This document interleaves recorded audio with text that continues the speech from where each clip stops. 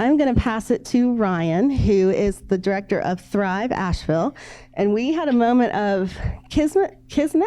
How do you say that? You said it, right? Kismet. Pathways wanted to invite Angela to come here today on December 4th, and lo and behold, they also wanted to invite Angela to come here on December 4th, and so we're doing this together today. So I'm really glad to be partnering with y'all, and I'm really thankful to Angela for making the trip here and for being as generous as you've been with your time and your talent. So I'm going to pass it to Ryan to introduce Angela, and we'll get started. Buenos dias. Hola, me llamo Ryan Smolar. Soy de jefe de Thrive Asheville. ¿Cómo estás? Bien. ¿Habla inglés o sí? Okay, sorry. Yeah, I'll switch to English from there. But good morning, everyone. So great to be with you. My name is Ryan Smolar. I'm the new executive director at Thrive Asheville. And Thrive is a civic innovation engine and connection engine for Asheville and Buncombe County. You might know us for our work in affordable housing and also in sustainable tourism and creating more equitable access to that economy. But like many of you, since the end of September, we've found ourselves in a new role, focusing our efforts on the recovery and rebuilding of our communities. As Thrive has sort of learning and sharing at the heart of our DNA, we've been gathering the local nonprofit community every week in partnership with WNC Nonprofit Pathways. And that was to assess immediate needs as we got out of the immediacy of the disaster, but that's evolved into our partnership with United Way to kick off the long-term recovery group, which we're very excited about. And also has kickstarted for us a speaker series tapping the expertise both in our communities, but also bringing people here who have been through disasters and who have recovered beautifully and rebuilt through our Rebuilding Together series. And having Angela here today is a part of that initiative. We'd love to work with many of you on those initiatives. Several of you are already involved in the LTRG, or we've already partnered together on Rebuilding Together events, but there's a lot more room at the table as we go through this process of learning and sharing for the best recovery that we can possibly have. So today, I'm very excited to present to you Angela Blanchard, who is the Chief Resilience and Recovery Officer for the City of Houston. Now, Angela is a special kind of creature because she's both smart and wise about recovery. Yes, you can bring up some random topic to Angela like mold remediation, and she can go toe-to-toe with the best of them, going through the finer points of it, and even present you with PDFs in 3 different languages on the topic for you to share with your community. But what's really awesome is the sort of inspirational leadership and guidance that Angela has from having a whole lifetime of working in disasters. I think she's been through 16 of these, and so it's your sweet 16, and we're happy to have your experience helping us. And she's been called all over the world, from the Maui fires to disasters in Australia, to provide support and buttress local efforts around recovery, rebirth, renewal, whatever you want to call it, resilience. And so I'm very grateful for the time that Angela has spent with us already, assisting us in our recovery. And I wanted to just sort of bring forward one quick story that I think kind of exemplifies one. I hope I'm not stealing too much of your thunder, but something that's really given me a lot of peace of mind as we work through this process. And so you guys are all familiar with the parable of the Good Samaritan, right? You know this story? Okay, that someone encounters somebody, a Samaritan encounters someone and sees them in need, and they patch them up and they help them. And so obviously we all know that story, but something that's very interesting to me is some psychologists in the 70s wanted to understand the human psychology of that story and the underpinning piece of it, that how are we equipped to help our fellow man, and are we really equipped to do that? Is that part of our nature? And so they did this study actually with seminary students, so people training to be priests, and they told them at Princeton, hey, we need you to go across campus. And while they crossed the campus, they encountered somebody slumped over in need and wanted to see if they would help them. And so the first group was sent on their way and told to go across campus, and some of them helped and some of them passed the person by and didn't assist. And then with a second group, they actually, before they sent them off across campus, had them write a sermon on the Good Samaritan. So these students sat down, thought about the story, wrote a fiery sermon to deliver across campus, and then walked across the campus and literally encountered the exact story they'd been meditating on, thinking about, were probably rehearsing lines about in their head, and help the person or not. Now, what was very interesting in this scenario is that it wasn't whether or not they were remembering the story of the Great Samaritan and walking across campus to determine whether or not they actually helped the person. It was a different factor altogether. And what it was they told both those groups. One of the groups was told, you have plenty of time to get to where you're going, and they were the ones who helped the most. Then there was another group that said you have 10 minutes to get where you're going. They helped significantly less. And then the last group was told, oh, by the way, you're late. And that sense of urgency made almost none of them stop to help the person. And what Angela taught me very quickly on is that, yes, there's a sense of urgency, immediacy, and dire need to what's happening right now, but we're in this for the long game. This is a long haul approach, and we have to be very centered in the work that we're doing with the people that are around us who we're helping. And we don't want to be those people who think we're helping and we're walking by the very people that we're supposed to be supporting and the very people who need us the most. And so I think Angela is really inspired and given me a lot of breath to understand the nature of recovery, and especially what nonprofits like us who are big givers and big lifters for our communities and have a very special role in this process, how we can approach it, how we can make it our own, and how we can thrive through this recovery. So without further ado, I'd like to introduce you to our new friend from the Gulf Coast, Angela Blanchard. Okay, thank you. That was lovely, thank you.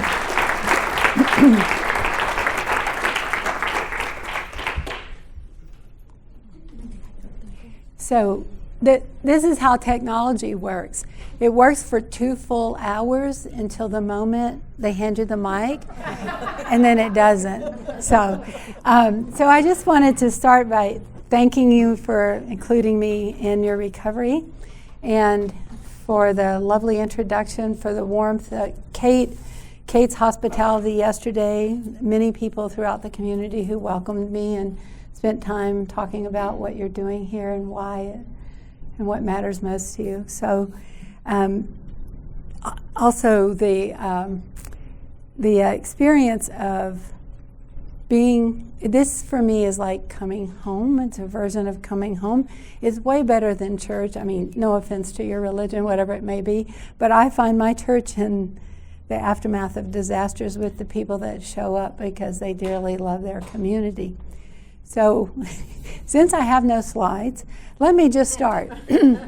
I'm pretty sure, for those of you doing the interpreting, which is lovely and wonderful, that I won't be asked to do this because I'm a Texan.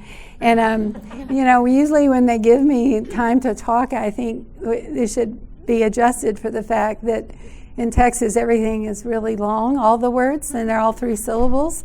So when I've spoken in New York, they've actually taken the recording and slightly sped it up, So annoying. So I was actually complaining a little and dissing New Yorkers here in the last couple of days. So I've got a little, self-reflection to do on that subject. But I was talking about having Houston in the aftermath of Ike, which was quite a disastrous storm. But lo and behold, of course, New York City had Superstorm Sandy. Because of when it hit New York, we couldn't just call it a hurricane. It got a whole special name. And then they sent a whole flock of people out to explain to the whole rest of the country, like we had never had a hurricane before, how to do it. But because our mothers in the South raised us well, we were real nice to them. And we acted as though that information they were giving us was really revelatory. It was not. The thing about disasters, though, is they are revelatory. A disaster, by its very nature and its very definition of a disaster, is that it exposes, it reveals, and it especially reveals the value of what's been lost. So it seems important, before I say anything else, to pause to acknowledge the losses you've experienced, the people, the places, and the dreams that got washed away. And it's fine to take a minute, because the emergency phase has passed. It doesn't mean there aren't urgent tasks that you tend to every day, but we can breathe now. And we can take a moment and acknowledge a lot's been lost. And you are, without a doubt, the equal of the work in front of you. I had a great suspicion this was true before I came, but after spending time with a few of you in the last couple of days, I'm deeply convinced that the same wonderful people that show up after every storm everywhere are also showing up here. So when we look at what's been lost, when we look at the revelatory nature of disasters, one of the most critical things that you can do is be deeply connected to what matters most about this place to you. The things that we build are monuments to what we care about. And when they get washed away, we can misinterpret what we're seeing to think that what we valued was washed away with them. In fact, that's not true, because everything that was important, every way you were connected, still lives within you, within your collective memories and your understandings and so forth. So you've got this. Now, there will always be people showing up, and I was terrified of being one of them. I thought, I don't want them in a couple of years to go, you know, when we were trying to recover and that lady came from the Gulf Coast like she knew everything. So I didn't want to be like Bloomberg and New Yorkers who showed up in Houston. So I've given a few people here permission to raise their hand if I start to sound like that. The part that, there is a slide I'm really going to need, so I hope this gets worked out really soon. Otherwise, I'm going to have to just turn my little laptop around and hold it up. Because I wanted to talk to you about the stages. Several people, because I phoned a lot of people ahead of time and said, what is it you'd most want me to impart? And what I heard was, as you move out of this emergency phase, you get a sense, you can see literally the work ahead of you. And you just don't know what that looks like over the full arc of recovery.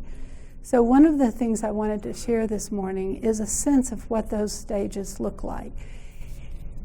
And I have to say, if at any point it becomes a little bit too heavy to listen to, just dip out. You know, just dip out. Right? You'll do that. So the first is really the survival stage. It's that point in time when you're looking around and thinking, am I going to make it through this? The emergency evacuation, the frantic calls, watching water come into places you never thought it would be, seeing structures, whole structures that seemed completely untouchable, just destroyed. And then wondering where all the people that you care about were and how you're going to find them. In all the disasters I've worked, the very first phase, the only thing people want to know is, where are the people I care about? We're not available for any other kind of thinking until we're clear that the people we love, that we know where they are. And that stays with us, that way of thinking, that interest, that devotion to finding the people we love is the first stage. And you've had some losses and you had some grave uncertainties. Many days went by for many people in which they couldn't connect with people that they loved. And you've experienced it, some of you in this room I know, not knowing whether people you cared about were okay or not. So after that survival stage, we start looking for sanctuary.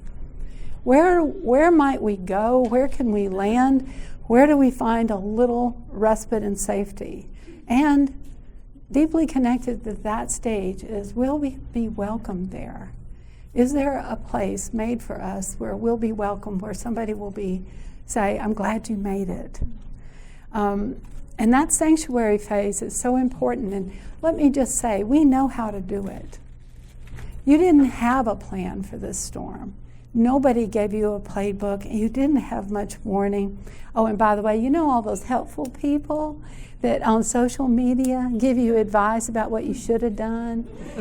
You know what they told me they were taping this today, and that's so unfortunate because now I can't say this 4-letter words that are so helpful when you're dealing with that advice that comes from way far away from people that don't know a damn thing about what you're living. So you can feel free to disregard all of those people that chimed in with what you should have ought to done.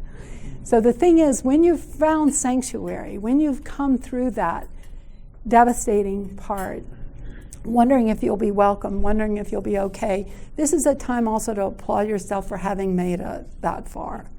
And this reflex that we have to be generous, to open our homes, to create places, to make sure that people are welcome, that they can find higher ground.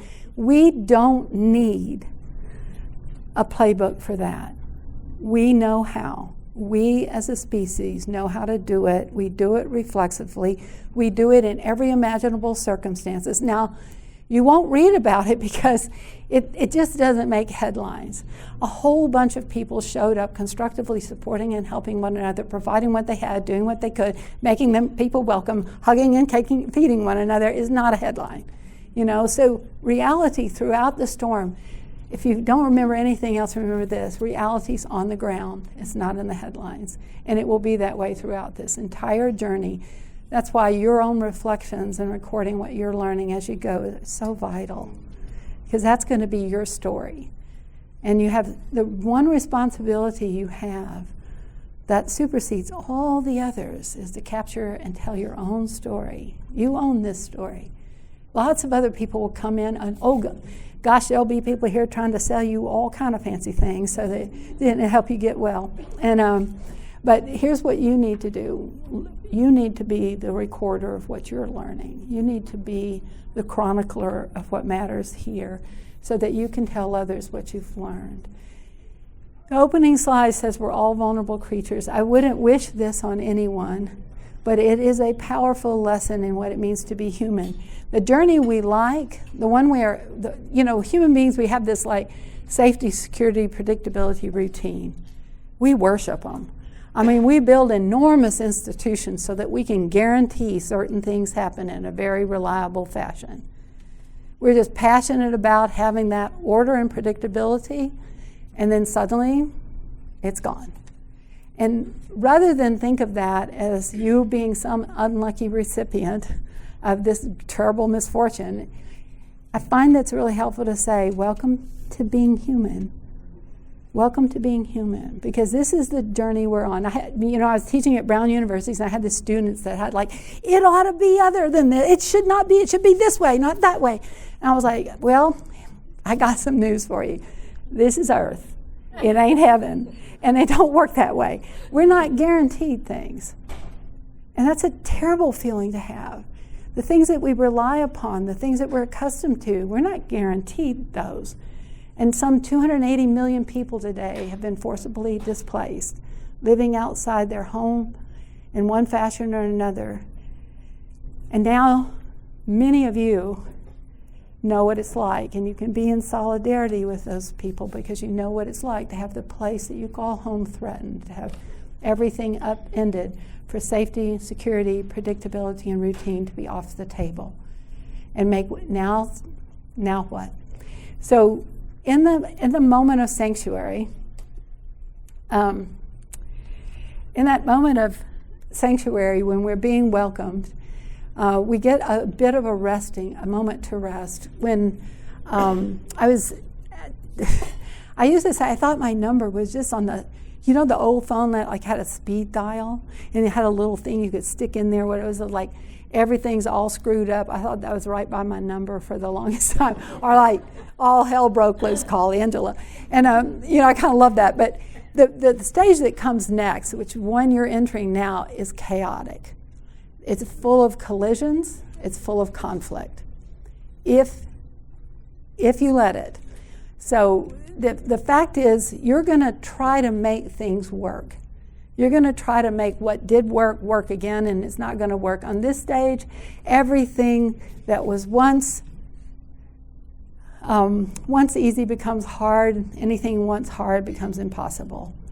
You know, you try to do one thing, you find, well, I can't do that until I do this, but then I can't do this until I do that. And all the people you're dealing with and all the people you're trying to help are caught in that unworkable situation, and where they're assuming that things work like they used to, or they're trying to make that happen, but those options aren't there anymore.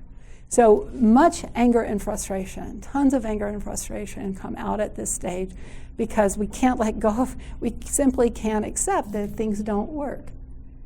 And it's very difficult. These are the systems we rely on. And I have to tell you that the size of your anger is directly tied to the size of your entitlement. Because directly, it's like, this equals that, you know. How dare this not work for me?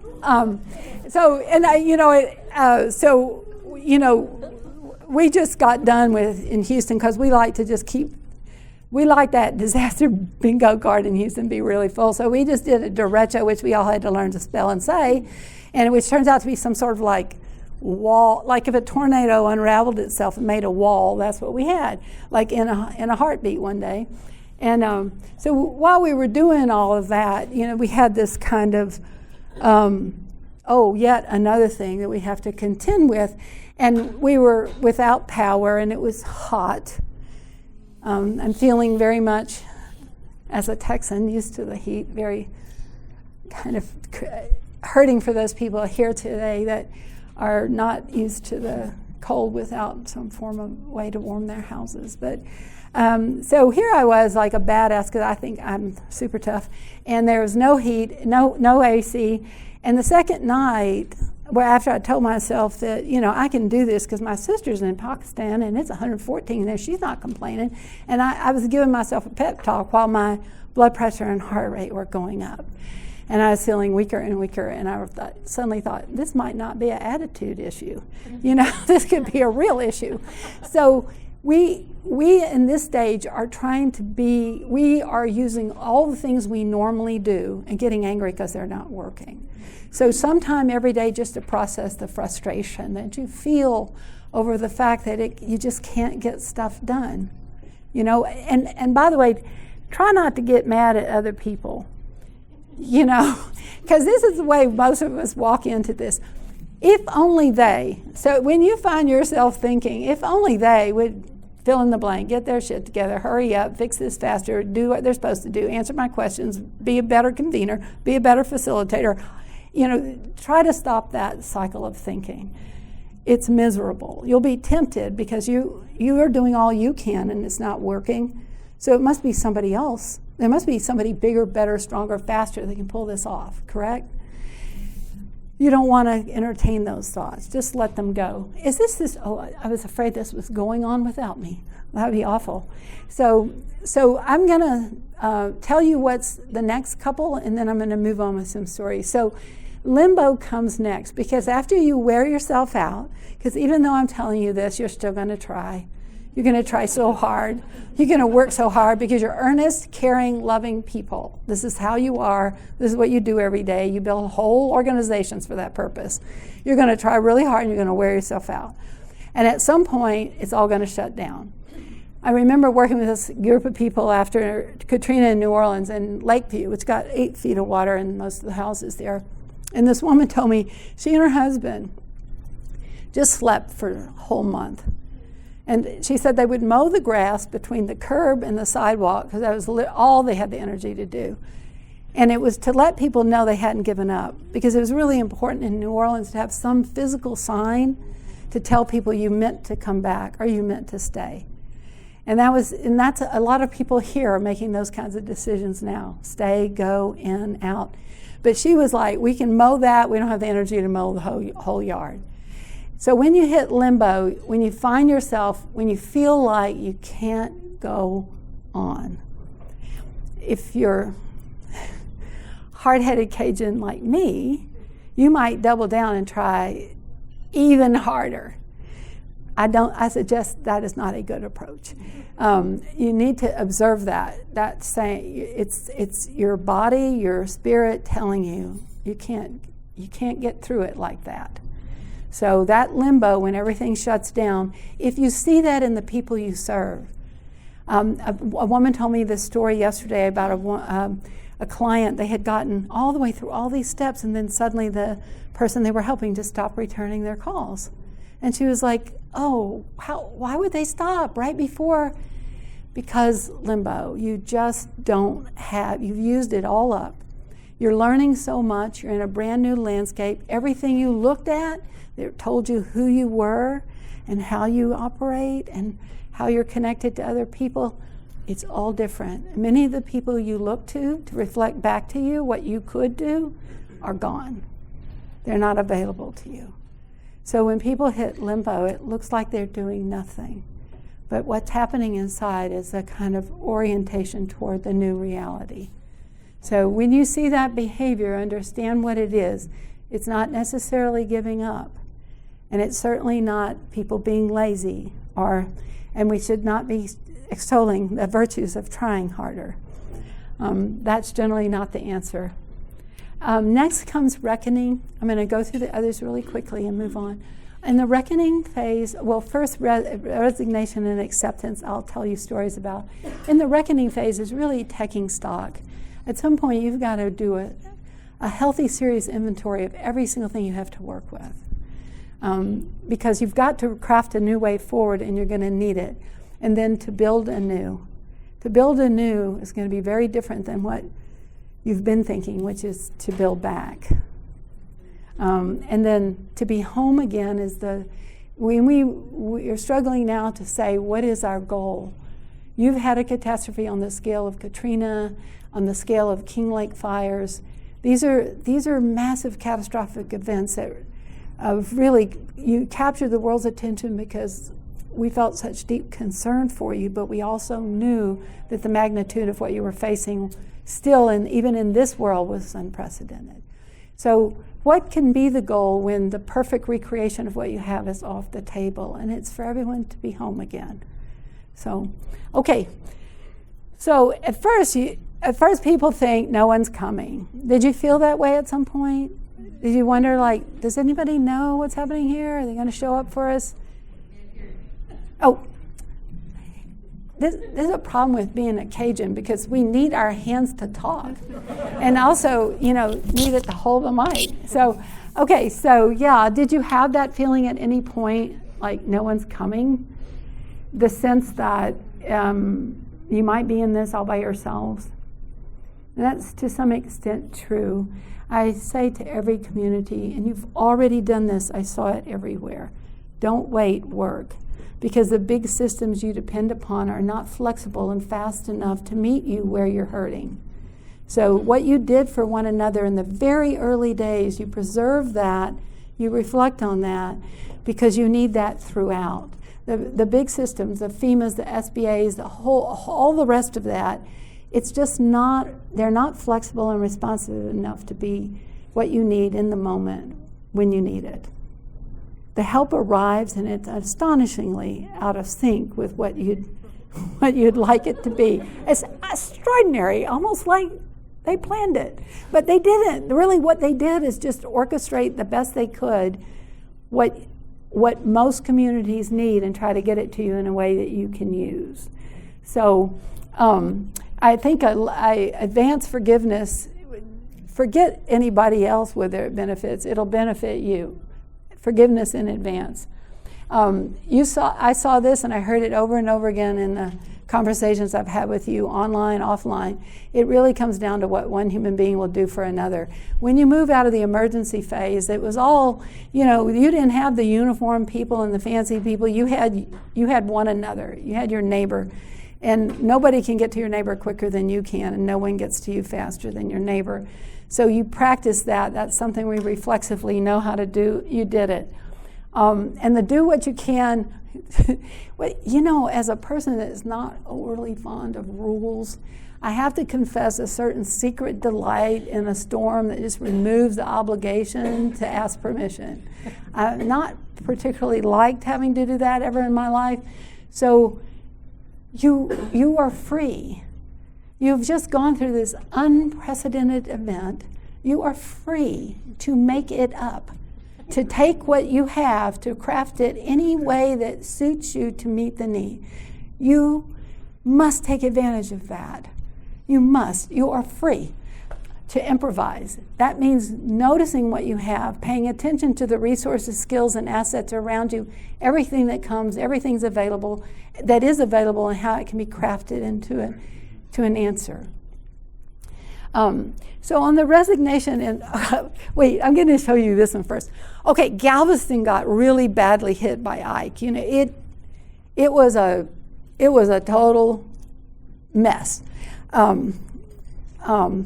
It really is hard to talk about disasters without four-letter words. I mean, okay, it was a big old mess. Okay, so I was down in Galveston and you know, trying to do some work, and I came across this bar. This is like a corner dive bar, you know, a honky-tonk. Places actually Cajun folk like to hang out, honky tonks. So it's a honky tonk and, you know, really unfancy bar. And all the signs in Galveston, which is a barrier island out in the Gulf of Mexico, had just blown in, and we're somewhere north of Houston. So, you know, these folks just made up their own sign, and their sign reads, Hard Times and Misery Saloon. Now, you would be perfectly entitled to go into the Hard Times and Misery Saloon, climb up on the bar stool, and tell people your sad story for the rest of your life, because you really got one. Right, and that's one way of meeting this disaster. Oh, how could this happen to me? And look at how, and ain't it awful? Or you can really say, you know, this is the moment when, for whatever reason, it's ours. You own this baby. Forever and ever, this place will have a before and an after. In that moment, in that instance in which you made that trip across that bridge from before Helene to after Helene, that's now a part of your story. The disaster chose you, it's yours, and you're the equal of it. Or you could, and look, if occasionally you want to go climb up on the bar stool at the Hard Times and Misery Saloon and tell somebody your sad story, all is forgiven.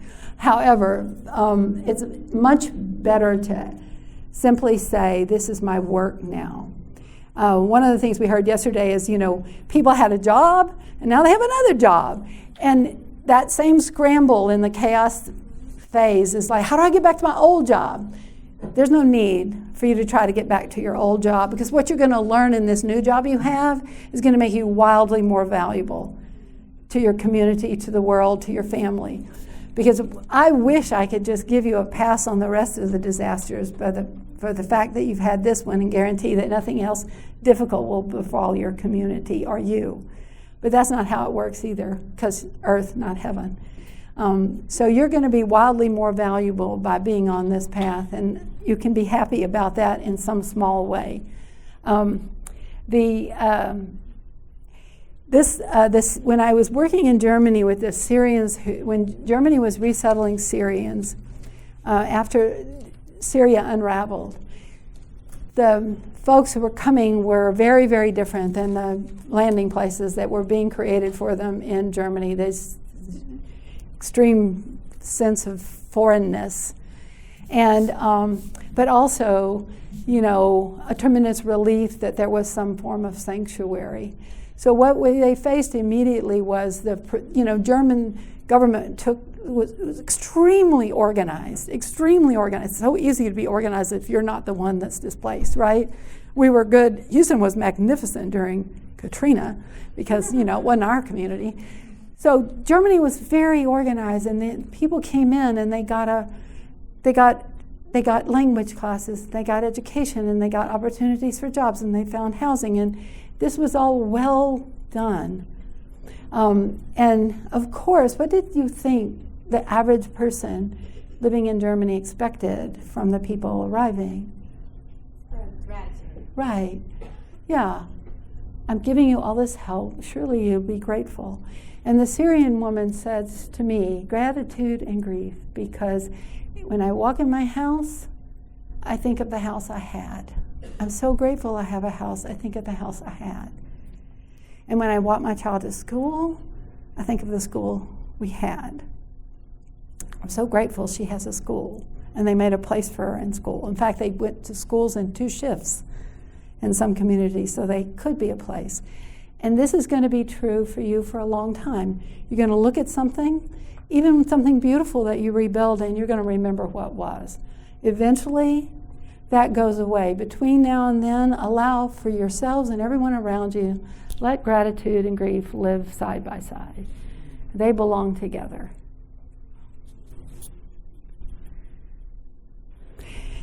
So, my Cajun people, we are big on celebrating. Like, we don't need a real good, we don't have to have a big reason for a parade. We don't need a big excuse for a party.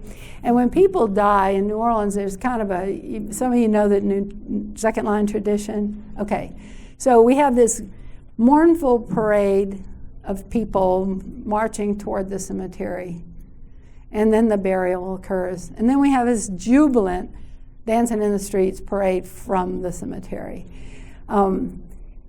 This is about a year away for you guys. It's a few months away, I should say.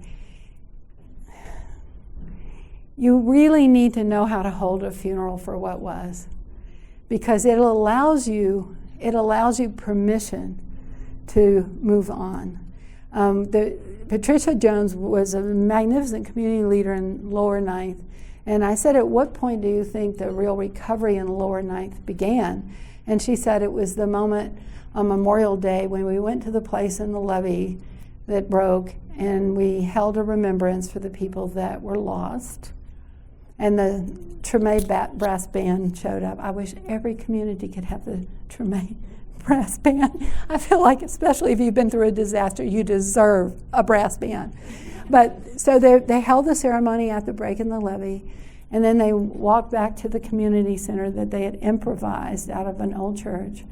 And she said at that point we felt like it was all right to start thinking about what we wanted to recreate. Until then, it felt like a betrayal of the people that we lost. So these funerals, these rituals, creating a ritual around your losses, acknowledging them, and making a formal act of it is vitally important. If we tell people to get over it, the amount they're going to invest in what's next is going to be substantially less than it would be were we to allow people to acknowledge what was and appreciate what it meant to them. Does that make sense? Okay. All right. So I want to pause here because the next few comments and slides are really about practical things because you asked for both. So how is this working for all of you? And you can do thumbs up, thumbs down, scurry out the back. Is working okay? Okay, that's my truth. I recruited the ladies back there. I recruited them ahead of time because I feel like when people sit next to the door, they have some doubt. So but when I was speaking, I go to those tables first because I'm like, you clearly said this might be all right, but I might need to make a quick exit. So, am I doing all right? Okay. We're doing okay back? Okay, she's like giving me the go. I can go ahead. So now you have some work to do, and a lot of that work turns on how you keep your community together, how you preserve some of the things you discovered about yourselves in the process of surviving this disaster, and then also how you deal with all the structures and all those people showing up to help, all the institutions of government and so forth that you have to work with to effect a recovery. I've never seen a single sector recovery, ever. So if you're not finding ways to join public sector, what the public sector and government institutions are doing, with what philanthropy is going to do, with what business is willing to do, you're going to have such a hard hard road. And I've already seen the evidence of that coming together. Just believe that that's essential and keep working at it even when it becomes difficult, as it surely will, because the mad scramble to try to get back to how it used to be is going to drive a whole lot of things. But you're creating some new structures of decision making and participation through the long-term recovery group, other groups that are being stood up to kind of think about how to do this. Just make sure that you've got those big sectors there, because each of them can do things uniquely that other sectors cannot. And that's the value of having them all there, so you can trade off what one can do with another, and that makes a big difference. The other challenge, and I know you're so tuned into it, I've heard it in every meeting, let there be no invisible people. Now, understand some people do not care for you to help them. And listen twice, help once, or also in Texan, it ain't help if they didn't ask. So remember that you're responsible at every gathering to have invited everyone who might want to be there. But it is not your job to judge whether or not they're doing the right thing by their level of participation. So the no invisible people, and do not intentionally build walls that you have to tear down. No policy and strictures that will become cumbersome later on.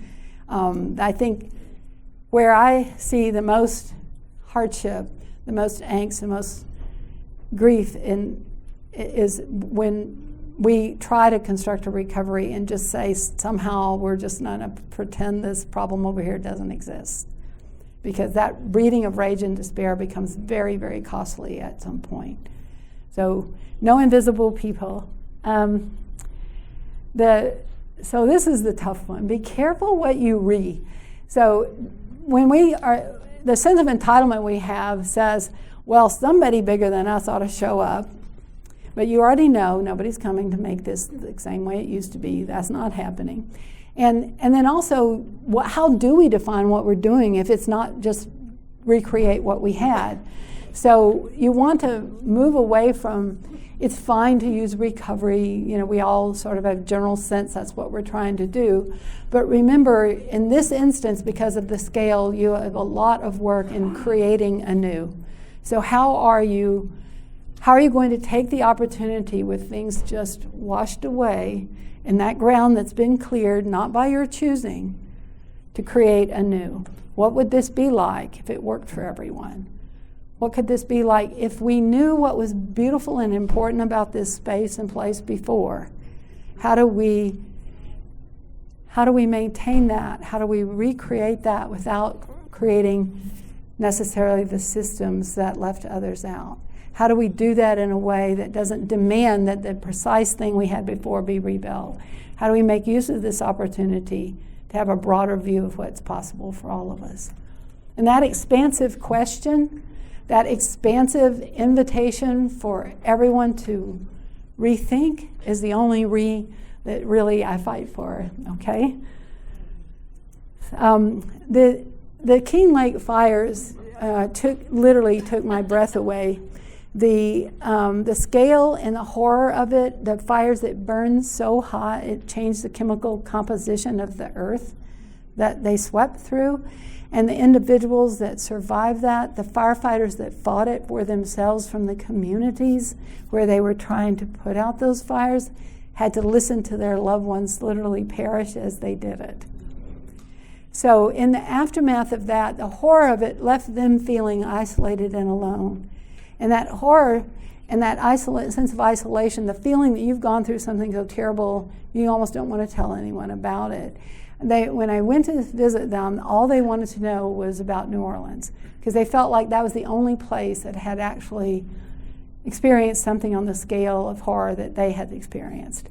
And it resulted in a trip from, Australia, by a group of them to come to New Orleans, marvelous exchange.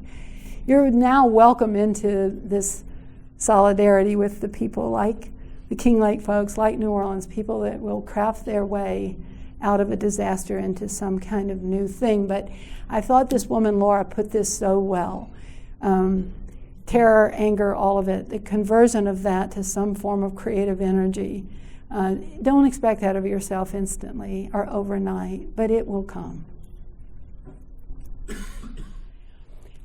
All right, practically speaking, what do you have to pay attention to? So there's just 3 fundamental hungers that people have.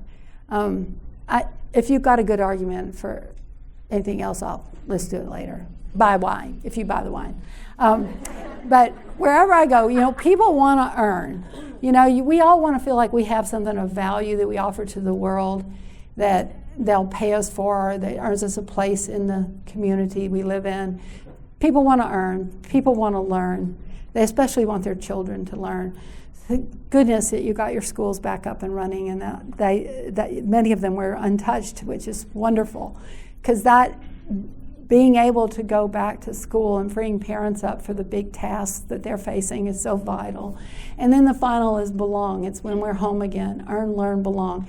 So you've got economic concerns. You've got to face the challenge of bringing back the small businesses upon which this region really does depend, or are kind of the heartbeat and soul of what makes the region attractive to others, and probably why some of you chose to live here. Then you want to bring back the schools and the learning and your own learning, and you want to cultivate and respect that that's what you're on this incredibly intense learning journey. And then the belonging. So when we look at you're looking at the economy, you're looking at learning, and you're looking at you're looking at homes and communities and the recreation of those. So you've got every table needs to have those components. You want housing and health and business and so forth. So this is my shortcut when I'm thinking, is this community really recovering? Well, are the jobs and businesses back? Are the schools and places of learning back? Do people have homes and communities they once again belong to? It's a little check-in. Build a coalition of the willing. Try not to be judgmental. My sister-in-law gave me this enormous gift. So as I was running the shelter during Harvey, we were also moving my brother, who had a catastrophic motorcycle accident, to Houston. So I would go to the shelter and work, and then go see him, and then go home, take a shower, and come back. And of course, we all felt, no matter what we were doing, we felt bad we weren't doing more. And my sister-in-law just gave us the best gift. She goes, whatever you can do, when you can do it, will be enough. And she has maintained that now for the 7 years since he's had that accident, because some of us could show up right away for the sheer horror of what we were witnessing and what we saw happening to him. Some of us were better later, and some of us, as it turns out, 7 years later, are really good. Same thing will be true on all the work you're doing, all of it. Those people that are junkies for emergencies, they're probably all played out, right? You probably haven't seen them in a couple of weeks, right? Because, the thrill of it all, I have a son like that. Once the emergency's over, he's looking at people like, well, why would you, surely you don't mean for me to do this mundane, I'm a superhero. This has to be for somebody else. So you're going to have those folks. You're going to have people really good in the thinking space and early on. You're going to have people good at when it becomes more routine, when the practices you've laid out, when the long-term recovery group gets its hands around particular tasks. You're going to have people that work well in those structures and in those committees. And then you're going to have people that 3 years from now finally show up right when the rest of you are like, we are so done, but we're not. So grant grace. If they're not there, it doesn't mean they won't be. Every table you set, keep it open. So when it's time for them to come, they still can, and they'll be welcome without a hard question like, why weren't you here before? Remember, buried in every grievance and complaint, and there'll be plenty, are the hoped for, longed for, better future. The only reason we're upset is because we're carrying in our mind an idea of what things could be. So when someone's in your face telling you that you are not getting it right and they are furious because it ought to be a certain way, the next question is the question of what would this look like if it worked for you? Not, I don't want to hear it, or can't you see we have enough going on, or why do we have to talk about this now? It's like, so what would this look like if it worked for you? And then the next question, and what would you be willing to do to bring that about? Because even those of us who are helpers get the idea that if we hear it, it's ours to solve. And if you want a really whole community recovery, that series of questions, what would it look like if it worked for you? What would you be willing to do to bring that about? I think you're saying 10 minutes. I feel like I have less than that. You do, but you were on a roll, so I was like, it's the way of genius. So this is one of my brothers. This is my brother's house after Ike. So do be careful of mold. This is a stage of disaster where you've got your debris all tidily, sorted at the curb in hopes people pick it up. And I'm glad that you've got a little bit of your humor back, because I think you're going to need it. This was the fence in his backyard. And so, but my brother Ted's version of this, we called him and we're like, so how you doing? He said, well, here's the deal. I got good news and bad news. He said there's two fish stuck in my fence, but I think one of them is a keeper. So on his block, as we were piling up everything he owned at the curb, on his block was this guy in this old pickup truck. And so the question everybody was asking, are you going to stay, are you going to go, are you rebuilding, are you leaving? So this old guy says to us, he goes, let me tell you, and I can't do the Cajun accent for y'all because I have to be inspired by my relatives. They have to be around me to do it. But you have to picture that very Cajun, Southeast Texas plus accent. And he said, let me tell you what I'm going to do. He said, I'm going to take that anchor over there, and I'm going to tie it to a rope. I'm going to tie that rope to the back of my pickup truck. I'm going to start driving north. And when I get somewhere where somebody says to me, what is that thing at the end of that rope? I will know I'm far enough from the Gulf of Mexico, and that's where I'm staying. So I felt like that's a rather dramatic way of making that decision. But he was clearly ready to be away from the water. Okay, so this is it. After Houston had done our little, the Holy Trinity, Katrina, Rita, Ike, we did, for once, Houston, in case you didn't know, Houston not big on like thinking, planning, reflecting, zoning, order. I was like, so, the pause and reflect is not our go-to, right? So we were determined, though, that after those 3 storms and all we learned, we'd just pause and take a moment and figure out what we knew that could be really valuable next time. And then we wanted to sum it up in a way that would be useful to others, a short and simple way. This is what we experienced. We, inspired by an ambitious goal, something so worth it, something so deeply worth it. The recreation of your communities, the rebuilding of lives is amazing. It's an amazing thing to be tasked with that. Freed from ordinary constraints. You are free to make it up. You are free to make it up. And the main job, if you're a leader, is to provide cover for all those terrific improvisers and problem solvers. You want to provide cover and give permission and give people running room so that when they see it, they can solve it. That emboldened by courageous leadership, supported by trusted team members. See, when you go through storms with people, first of all, like this for the women, most of us in this room, we all learn what our hair actually looks like, without the blow dryer and the product and whatever. And we all, by the time we finished running the shelter at NRG during Harvey, we all knew what we smelled like too, because we were only getting a shower every other week or so. And so, we were fragrant. So that builds trust. When you've really been to hell and back together, there's a kind of fundamental trust. And let me tell you, the other most precious thing, you will trust yourselves in a whole new way. Because you've met it, and you've done it, and you'll be upright, and you'll know that whatever happens next, Everything you've gained from this will be available to you. That makes you powerful. And then you can apply it to any chosen challenge. Because what you're building is really vital, and it's useful for whatever you want to apply it to. So, okay, I'm done. I think I'm done. Is that it? All right.